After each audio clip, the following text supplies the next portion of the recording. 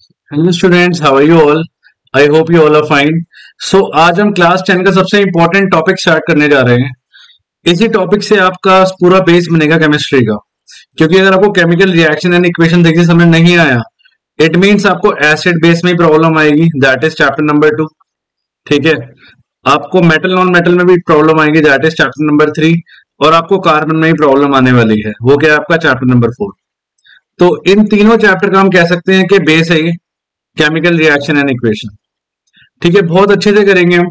सारी chemical reaction कितनी type की होती है, क्या क्या काम करती है, कैसे कैसे वो अप्लाई होती है, सारे जो हमारे सिलेबस के लिए इंपॉर्टेंट है, सारा हम इसमें कवर करने वाले हैं। ठीक है, और चैप्टर के एंड तक ये बात आप खुद कहने वाले हो मुझसे। ठीक है, तो स्टार्ट करते हैं। आज की जो वीडियो में हम कौन कौन से टॉपिक कवर करेंगे एक बार जरा चेक कर लेते हैं। हम केमिकल रिएक्शन की डेफिनेशन कवर करेंगे। केमिकल रिएक्शन क्या होता है, स्केलेटल केमिकल इक्वेशन क्या होता है, कैसे हमें पता लगता है कि केमिकल रिएक्शन हुआ है, what are the science of chemical reaction and how to do balancing. So आज हम पार्ट 1 में ये कवर करने वाले हैं। तो स्टार्ट करते हैं। तो पहले अगर हम बात करें what is a chemical reaction, chemical reaction exactly होता क्या है, केमिकल रिएक्शन का मीनिंग क्या है। आप रोज अपनी लाइफ में है ना केमिकल रिएक्शन होते हुए देखते हो, बट आप उसको कैसे पहचानोगे कि वो केमिकल रिएक्शन ही है। वो फिजिकल रिएक्शन भी तो हो सकता है, वो फिजिकल चेंज भी हो सकता है, बट केमिकल रिएक्शन की डेफिनेशन क्या होगी, जस्ट इमेजिन, सोचो एक बार। अब अपने आसपास बहुत सारी चीजें देखते हो, देखो एक तो मैं बताता हूँ। खाने का बनना, खाने का बनना क्या है, केमिकल रिएक्शन। खाने का डाइजेस्ट होना क्या है, केमिकल रिएक्शन। आपकी जो बिस्किटें खराब हो जाती है क्या है, केमिकल रिएक्शन। गर्मियों में दूध क्या होता है, खराब हो जाता है, मिल्क का लैक्टिक एसिड जमा होना, कर्ड बनना क्या है, केमिकल रिएक्शन। तो ये सारे देखो, इतनी सारी चीजें आपकी लाइफ में आसपास जो केमिकल रिएक्शन से रिलेटेड है। आयरन का रस्ट होना क्या है, ये भी एक तरह का क्या है, केमिकल रिएक्शन है। इन सब चीजों में है ना एक बात कॉमन है, वो क्या है, इन सब चीजों में कुछ चीजों से मिलके हमें कुछ नई चीजें बन रही है। मतलब कुछ दो या दो से ज्यादा चीजों से मिलके हम कह सकते हैं टू और मोर सब्सटेंसेस। कुछ दो या दो से ज्यादा चीजों से मिलके हमें क्या बन रहा है, to or more other substances मिल रहे हैं। बट इसमें एक बात कॉमन है, क्या, इन सबके जो नए सब्सटेंस मिल रहे हैं इन सबकी प्रॉपर्टी क्या है, सबकी प्रॉपर्टी अलग है। इससे मुझे एक बात तो क्लियर होती है कि केमिकल रिएक्शन क्या होता है, जब भाई कुछ चीजें आपस में मिलती है और कुछ नई चीजें बनती है, बट उनकी प्रॉपर्टी क्या होती है, बिल्कुल डिफरेंट होती है। अब मान लो अगर कुछ चीजें मिली, ए और बी मिला और सी और डी बना, बट इनकी प्रॉपर्टी क्या थी, इनकी प्रॉपर्टी सेम थी। Is it a chemical change? No, ये तो केमिकल चेंज हुआ ही नहीं ना, ये केमिकल चेंज हुआ, इसको मैं बोलूंगा फिजिकल चेंज। ये क्या हुआ आपका, ये आपका फिजिकल चेंज हुआ। ठीक है। सो केमिकल रिएक्शन क्या होता है, when two or more substances react with each other to form two or more other substances, but with properties क्या होगी, बिल्कुल डिफरेंट होगी। इसको मैं बोलूंगा क्या है, वो केमिकल रिएक्शन है। जैसे खाने का बनना ले लो आप, हम चलो अभी एक काम करते हैं, कुकिंग ऑफ फूड का एग्जाम्पल लेते हैं। मान लो आपके घर पे गेस्ट ने आना है और आज घर पे क्या बननी है, चिली पनीर बननी है। ठीक है, वैसे मुझे बनानी नहीं आती, बट मैं आपके लिए आज ट्राई करते हैं बनाने का। तो मान लो कि आपने कुछ पनीर डाली। ठीक है, ऑब्वियसली चिली पनीर पनीर तो डलती होगी। कैप्सिकम, मुझे याद है कैप्सिकम डलता है। ठीक है, और क्या डलता है, अनियन डलता है। और क्या डलता है, टमाटो ले लो, ग्रेवी ले लो जो डलती है। अच्छा, ये सबको हम क्या करेंगे, इन सबको हम क्या देंगे, इन सबको हम हीट देंगे। और कोई ऐसी सब्जी बनेगी जिसमें ना इसका टेस्ट आएगा, ना इसका आएगा, ना इसका आएगा, ना इसका आएगा, बट इन चारों का एक क्या आएगा, एक कंबाइंड टेस्ट आने वाला है ना। एक जो सब्जी मिलेगी आपको चिली पनीर, जो ग्रेवी मिलेगी, तो इसी को हम केमिकल रिएक्शन कहते हैं। इनका इंडिविजुअल टेस्ट नहीं आता, क्या आता है इनका, कंबाइंड टेस्ट आता है। हमने कुछ चीजों को मिलाया और कुछ चीजें बनी ना, बट जो नई चीजें बनी इनकी प्रॉपर्टी क्या थी, बिल्कुल बिल्कुल डिफरेंट प्रॉपर्टी थी। इसी चीज को क्या बोला जाता है, it is called a chemical reaction. इसी को हम केमिकल रिएक्शन कहते हैं। कुछ चीजों को मिलाया, कुछ नई चीजें बन गई, उसको हम केमिकल रिएक्शन। आयरन था, आयरन रस्ट कर गया। आयरन मुझे कैसा दिख रहा था, ब्राउन से कलर का दिख रहा था। आयरन आपका जब आप नया नया लाते हो तो कई बार वो सिल्वर से कलर का होता है। इसको जब वो रस्ट करता है तो ब्राउन हो जाता है ना, जंग खा जाता है। और ब्राउन होने के बाद नई चीज ही बन जाती है बिल्कुल, फिर वो आयरन खत्म हो जाता है, ब्रेक हो जाता है, क्योंकि उसके बाद तो नई चीज बन गई। आपने मिल्क रखा गर्मियों में, मिल्क में लैक्टिक एसिड जमा होना शुरू हो गया, बाहर रखा था क्योंकि आपने, फ्रिज में रखना भूल गए, और किस में कन्वर्ट हो गया, ये कर्ड में। तो ये भी क्या है, एक तरह की केमिकल रिएक्शन है।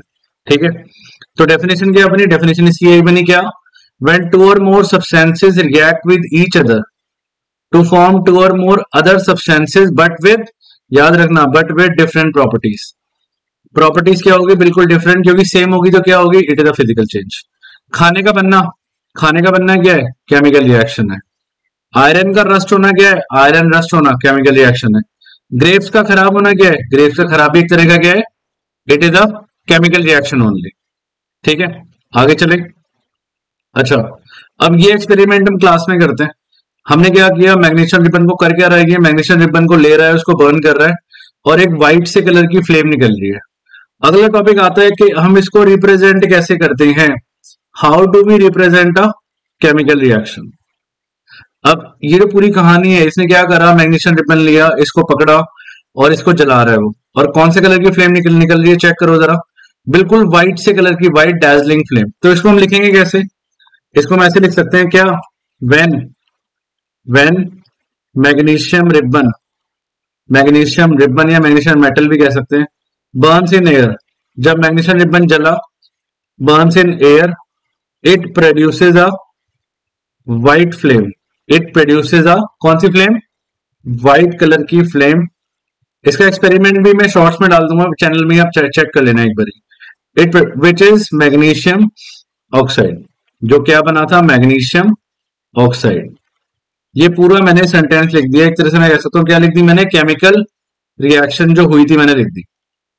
अच्छा, इसी रिएक्शन को क्या मैं एक और तरीके से रिप्रेजेंट कर सकता हूँ, चेक करो एक बारी, क्या मैं इसको एक वर्ड इक्वेशन के थ्रू रिप्रेजेंट कर सकता हूँ, वर्ड इक्वेशन। क्या मैं इसको ऐसे भी लिख सकता हूं, मैग्नीशियम प्लस ऑक्सीजन, क्या बनेगा ये, इट विल बिकम, क्या बना, मैग्नीशियम ऑक्साइड।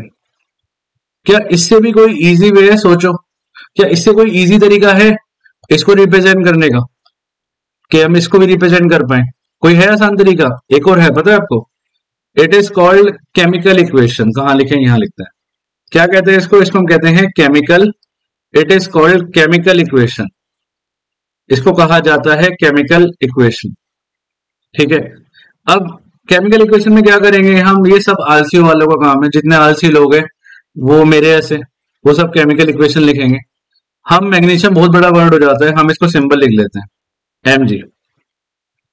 ऑक्सीजन की बजाय हम लिख लेते हैं इसका सिंबल, दैट इज O2, क्योंकि ऑक्सीजन गैस होती है, oxygen gas is O2 not O। Magnesium oxide का सिंबल होता है MgO, ये सब मैं आगे कराने वाला हूं आपको, इट इज कॉल्ड MgO।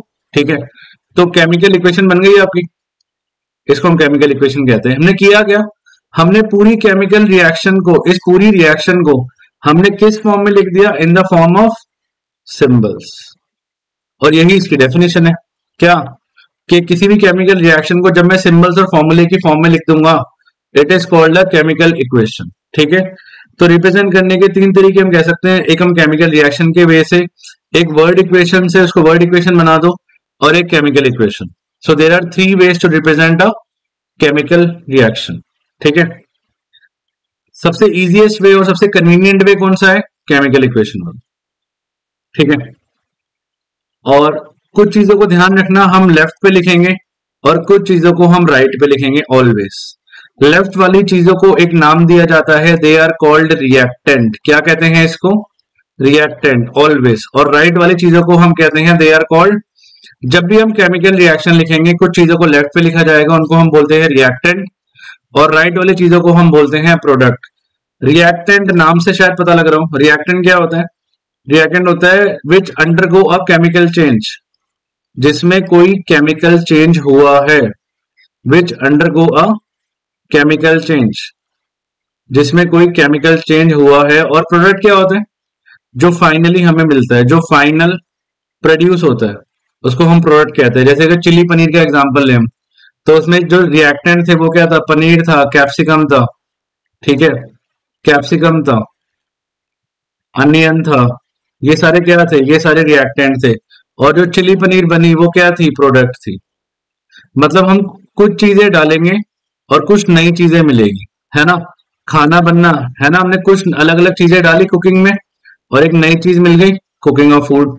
अगर मैं डाइजेशन की बात करूं, डाइजेशन की, आप अपने मुंह में कितनी सारी चीजें डालते हो पूरे दिन, ब्रेकफास्ट करते हो, लंच करते हो, डिनर करते हो, और फिर अगले सुबह कोई नया ही प्रोडक्ट मिलता है, it is called what, chemical reaction. ठीक है, रिएक्टेंट। और एक बात और नोट करने वाली है, वो ये है कि एरो हमेशा प्रोडक्ट की साइड होगा ऑलवेज, क्योंकि मैक्सिमम जो रिएक्शन होती है दे आर इरिवर्सिबल, कुछ एक दो होती है रिवर्सिबल, वो मैं आपको बाद में बताऊंगा, बट हमेशा जो ये एरो पॉइंट करेगा कहां पे, टुवर्ड्स द प्रोडक्ट ओनली। ठीक है, रिएक्टेंट को हमेशा लेफ्ट साइड पे लिखा जाएगा, प्रोडक्ट को हमेशा राइट साइड पे लिखा जाएगा, और इन दोनों का मास भी हमेशा इक्वल होगा, मास भी हमेशा इक्वल होगा, क्योंकि नाइन्थ में हमने एक लॉ पढ़ा था, remember, it is called law of conservation of mass. क्या कहते हैं, law of conservation of mass.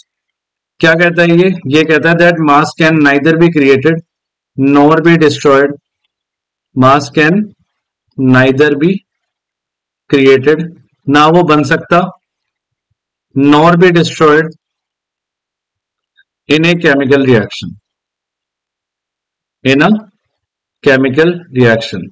Chemical reaction में ना मास बन सकता, ना मास डिस्ट्रॉय हो सकता, इसको हम कहते हैं law of conservation of mass. और law of conservation of mass हमें यही समझाता है कि जो रिएक्टेंट का मास होगा वो हमेशा प्रोडक्ट के मास के इक्वल होगा, अगर नहीं होगा तो हम बैलेंसिंग करके कर लेंगे, कोई इशू नहीं है।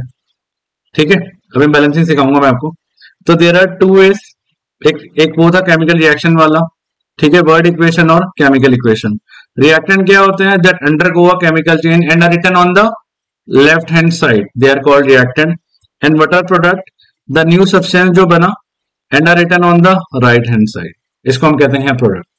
ठीक है, अब हम बात करते हैं क्या कैसे पता लगता है कि केमिकल रिएक्शन हुई है, what are the science of chemical reaction, क्या क्या साइन है, क्या क्या वो निशानियां हैं कि जो पता लगाती है कि केमिकल रिएक्शन हुई है।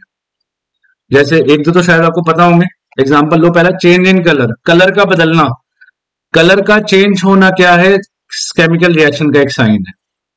ये देखो, ये दो ट्रांसपेरेंट लिक्विड डाल के क्या मिला, एक नया येलो ब्लूइश सा कलर मिल गया, इसको मैं बोलूंगा क्या है, ये पहला साइन है केमिकल रिएक्शन का। देखो चेक करो, ये दो ट्रांसपेरेंट लिक्विड डाल रहे हैं और क्या होगा, एक नया ब्लू कलर का कोई अलग ही कलर मिल जाएगा, तो कलर का बदलना क्या है, एक तरह का केमिकल रिएक्शन का साइन है। आप इसका एग्जांपल ले सकते हो, अगर आयरन रस्ट करता है, आयरन रस्ट करता है तो क्या होता है, कलर बदलता है ना, कलर अलग हो जाता है। ठीक है, खाना बनता है, क्या होता है, कलर अलग हो जाता है। खाना डाइजेस्ट होता है, उसका कलर तो शायद आपको पता ही होगा। अच्छा, और क्या कह सकते हैं हम, और मिल्क का खराब होना, मिल्क का कर्ड में कन्वर्ट होना, है ना। तो ये सारे क्या है, मान लो आप रेस्टोरेंट गए किसी और आपने ऑर्डर करी दाल मखनी, और वहां पे जो आई दाल मखनी उसका कलर कुछ ज्यादा ही रेड था, तो कलर बदला, इट मीन्स आप चेक करोगे ना कहीं वो खराब तो नहीं है। तो कलर बदलना क्या है, केमिकल रिएक्शन का एक साइन है। गैस का निकलना, कोई भी जब गैस निकलेगी तो मैं कह सकता हूँ क्या हुआ है, केमिकल रिएक्शन हुई है।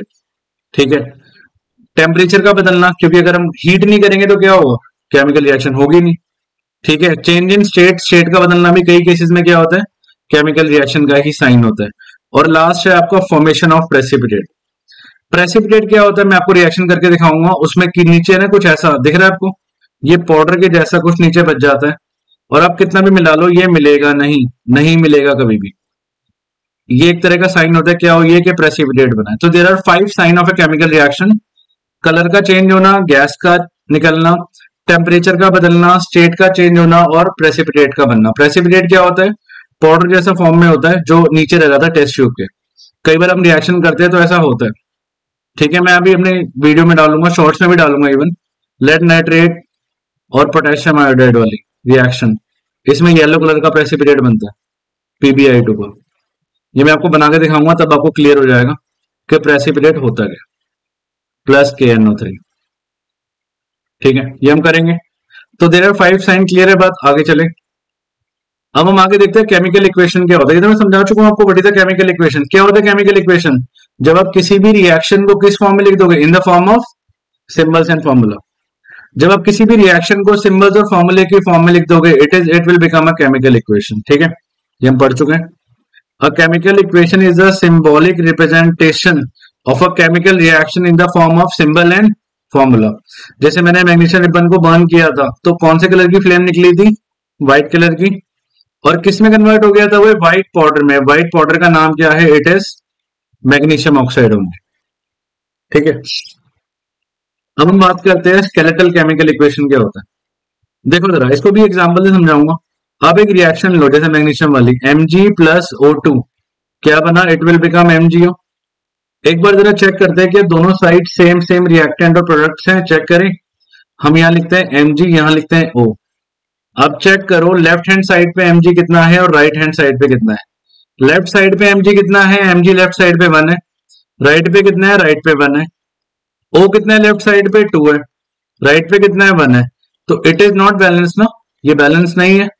तो ऐसी रिएक्शन जो अनबैलेंस होती है, साइंस में एक वर्ड से डिनोट करते हैं इसको, अनबैलेंस इक्वेशन को क्या कहते हैं? Skeletal chemical equation. तो डेफिनेशन क्या होगी इसकी? Skeletal chemical, when the reaction is unbalanced and when the mass of reactant is not equal to mass of product, it is called skeletal chemical equation. ठीक है, स्केलेटल केमिकल इक्वेशन क्या होता है? When mass of reactant mass of product is not same. Equation क्या होगी? Unbalance. और ऐसी unbalance equation को ही साइंस में कहते हैं स्केलेटल केमिकल इक्वेशन। क्लियर है? आगे चलें। अच्छा, इक्वेशन बैलेंस केमिकल इक्वेशन क्या होती है? तो स्केलेटल क्या होती है? अनबैलेंस। तो जब मास ऑफ रिएक्टेंट, जब रिएक्टेंट का मास आपका प्रोडक्ट के मास के इक्वल हो जाएगा, जब रिएक्टेंट का मास आपका किसके इक्वल हो जाएगा? प्रोडक्ट के मास के। इसका मास और इसका मास इक्वल हो जाएगा तो मैं बोलूंगा वो रिएक्शन क्या है? बैलेंस है ना। और हमेशा इक्वल होता भी है। क्यों?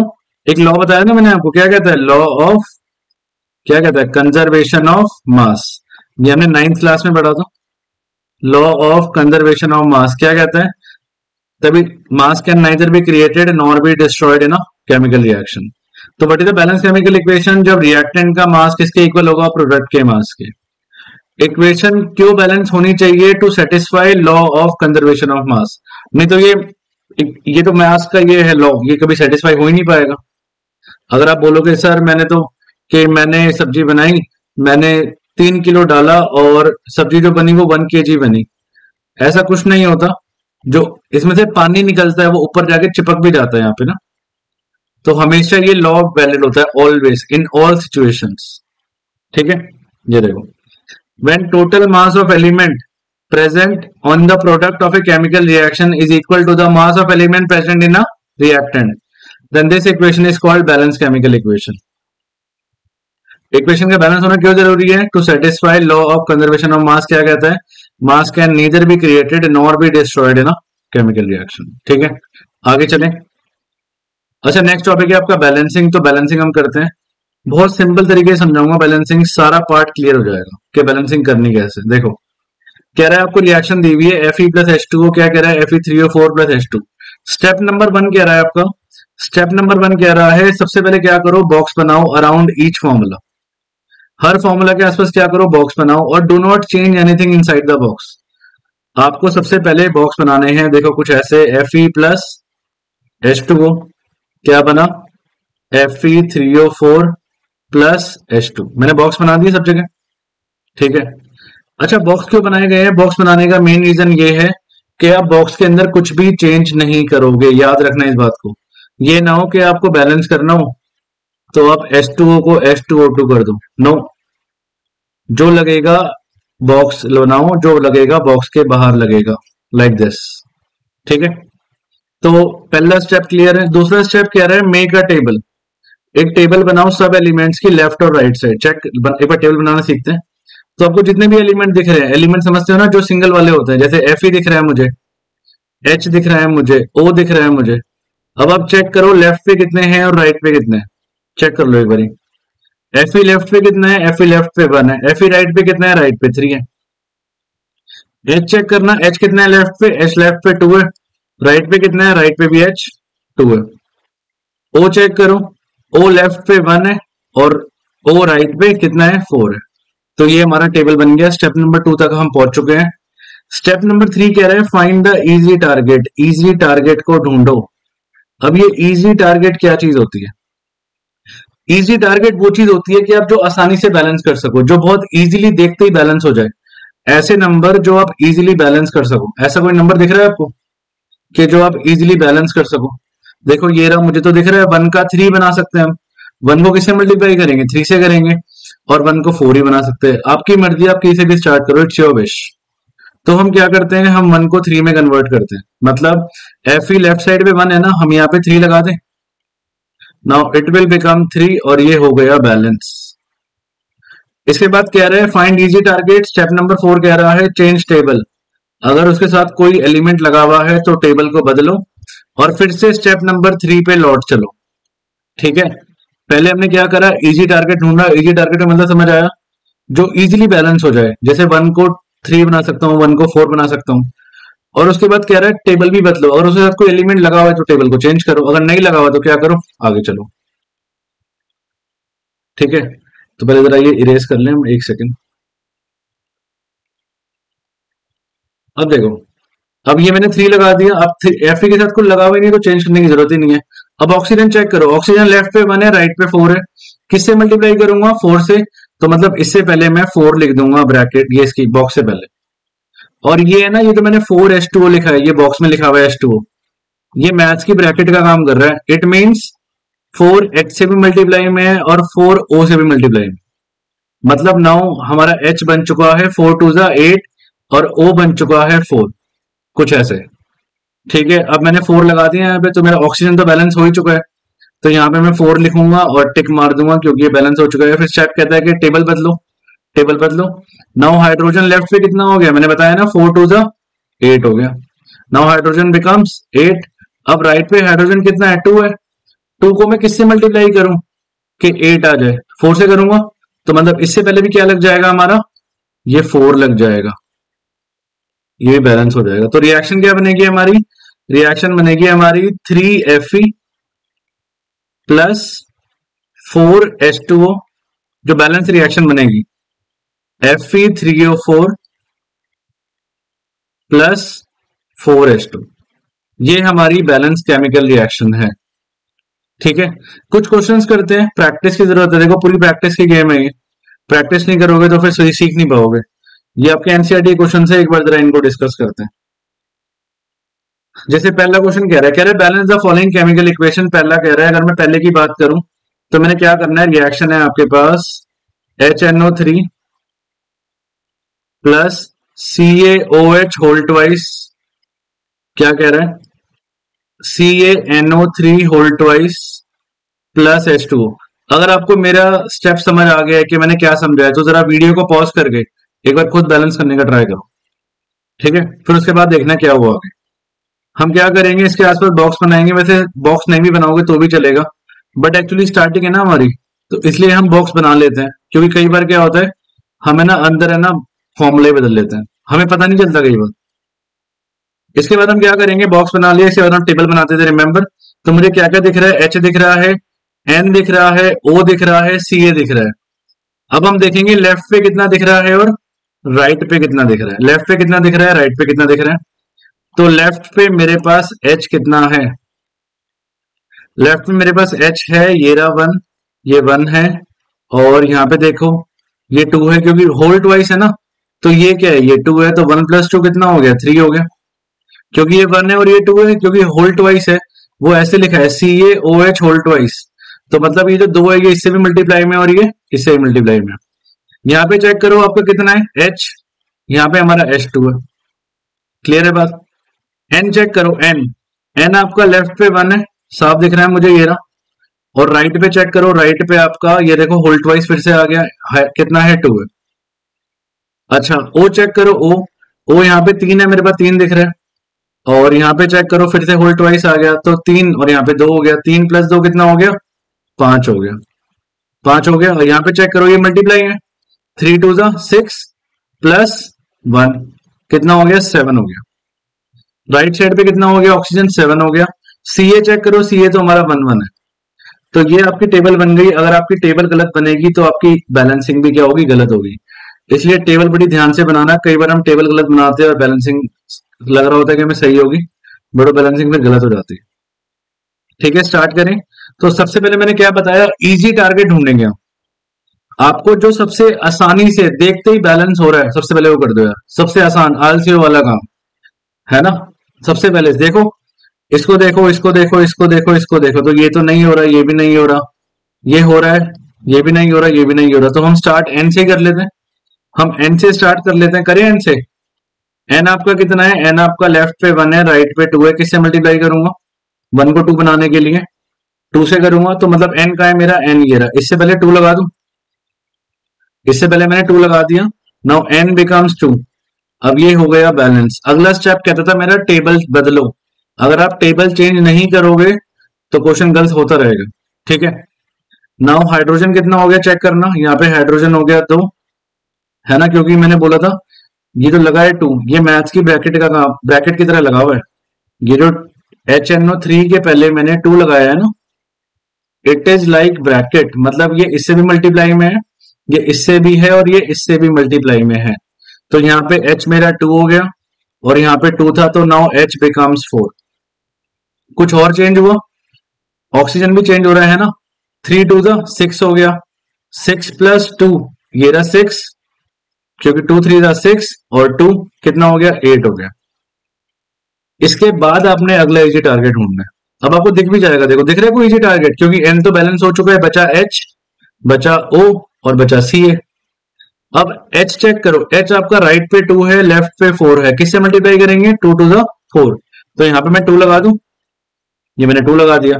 Now H also becomes 4, H भी 4 हो गया। अब टेबल बदलो। अब ऑक्सीजन कितना हो गया चेक करना। यहाँ पे था 6, यहाँ पे था तो 6 प्लस 2 कितना हो गया? ऑक्सीजन 8। ये तो ऑटोमेटिकली बैलेंस हो गया, क्या बात है। Ca चेक करो, Ca तो बैलेंस ही था, तो ये होगी आपकी equation balance. Now this equation is balanced. ये आपकी इक्वेशन बैलेंस हो चुकी है, ठीक है। अगर आपको अब समझ आया है तो एक बार वीडियो को पॉज करो, सेकंड, थर्ड और फोर्थ पार्ट ट्राई करो, ठीक है। बाकी हम आगे करते हैं। तो नेक्स्ट पार्ट आपका कह रहा है NaOH प्लस H2SO4 क्या देगा? Gives Na2SO4 plus H2O। सबसे पहले बॉक्स बनाएंगे, क्योंकि बॉक्स के अंदर कुछ भी हमें एंट्री नहीं करनी होती, बॉक्स के अंदर कुछ भी लिखना नहीं होता, याद रखना है बात। इसके बाद टेबल बनेगा। Na दिख रहा है मुझे, O दिख रहा है मुझे, H दिख रहा है मुझे, S दिख रहा है मुझे। अब देखो जरा, left hand right hand. Na left पे कितना है? Na है आपका लेफ्ट पे 1, और राइट पे कितना है? Na आपका 2 है। इजी टारगेट मिल गया, लिखते ही मिल गया। O कितना है लेफ्ट पे? 1 और 4, 1 और 4 कितना हुआ? 5। यहाँ पे चेक करो, 4 और 1 5 है। H चेक करना, H 1 और 2 3 है, और यहाँ पे है 2। S चेक करो, S आपका 1 है, और ये भी यहाँ पे भी क्या है? 1 है। S तो बैलेंस ही है, बट एक काम करते हैं, सबसे पहले जो बैलेंस नहीं है पहले उसको बैलेंस करते हैं। आप एक बार चेक करो, N ने सबसे इजी टारगेट मिल गया ना, देखते पता लग रहा है 1 और 2। अब यहाँ पे 1 को किससे मल्टीप्लाई करूंगा? 2 से करूंगा, तो यहाँ पे 2 लगा दूं। नाउ इट विल बिकम 2, और ये बैलेंस हो गया। इससे अगला स्टेप क्या था? टेबल को बदलना। टेबल बदलो। अगर हम टेबल बदलेंगे तो देखो चेक करो, ऑक्सीजन कितना हो गया? अब ऑक्सीजन 2 हो गया, यहाँ पे 2 और 4 कितना हो गया? Oxygen become 6। हाइड्रोजन कितना हो गया? 2 प्लस 2 कितना हो गया? हाइड्रोजन बिकम्स 4, ठीक है। अच्छा, अब नेक्स्ट इजी टारगेट ढूंढो, इजीली टारगेट जो आसानी से बैलेंस हो जाए। हाइड्रोजन राइट पे कितना है? 2 है ना, और यहाँ पे 4 है लेफ्ट पे, तो मैं किसको मल्टीप्लाई करूं? 2 से मल्टीप्लाई करूंगा, 2 से 2 को, तो 2 2 जा 4। Now hydrogen becomes 4। फिर से टेबल बदलो, क्योंकि जब भी हम वहां पे ये लगाएंगे कोफिशिएंट, तो हमेशा क्या होगा? टेबल चेंज होगी। ऑक्सीजन कितना हो गया? अब चेक करना, यहाँ पे 4 था, अब यहाँ पे 2 हो गया, 4 प्लस 2 कितना हो गया? लो, ऑक्सीजन तो ऑटोमेटिकली बैलेंस हो गया, और रेस्ट तो बैलेंस था। ये हो गई आपकी balance chemical equation. Now it is a balance chemical equation. ये आपके सामने आ गई balance chemical equation second part की, ठीक है। अब थर्ड पार्ट चेक करें। नाउ आपका थर्ड पार्ट कह रहा है NaCl plus AgNO3 gives AgCl plus NaNO3। हमने बॉक्स बनाया, वैसे मेरे ख्याल से बैलेंस लग रही है मुझे ये इक्वेशन लिख के ना, एक बार चेक करें, चलो। NaCl Ag N और O, और क्या है O, left hand right hand, ठीक है। Na कितना है लेफ्ट पे 1 है, राइट पे कितना है Na 1 है। Cl चेक करना, Cl 1 है, राइट पे 1 है। Ag चेक करो, Ag 1 है, राइट पे भी 1 है। N चेक करो, N आपका 1 है और राइट पे भी 1 है, ठीक है। ऑक्सीजन चेक करो, ऑक्सीजन आपका लेफ्ट पे 3 है, राइट पे भी 3 है। हाँ, yes, it is a balance chemical equation, so balancing करेंगे क्यों, ठीक है। Third part is already balanced. Now D part, D part कह रहा है ये रहा, क्या कह रहा है, BaCl2, तो पहले बॉक्स बना ले। BaCl2 plus H2SO4 gives BaSO4 plus HCl। Table बनाए, पहले बॉक्स बनाने के बाद टेबल। मुझे Ba दिख रहा है, मुझे Cl दिख रहा है, मुझे H दिख रहा है, मुझे S दिख रहा है, मुझे O दिख रहा है, ठीक है। Left hand right hand, left hand पे Ba कितना है 1, राइट पे Ba कितना है 1।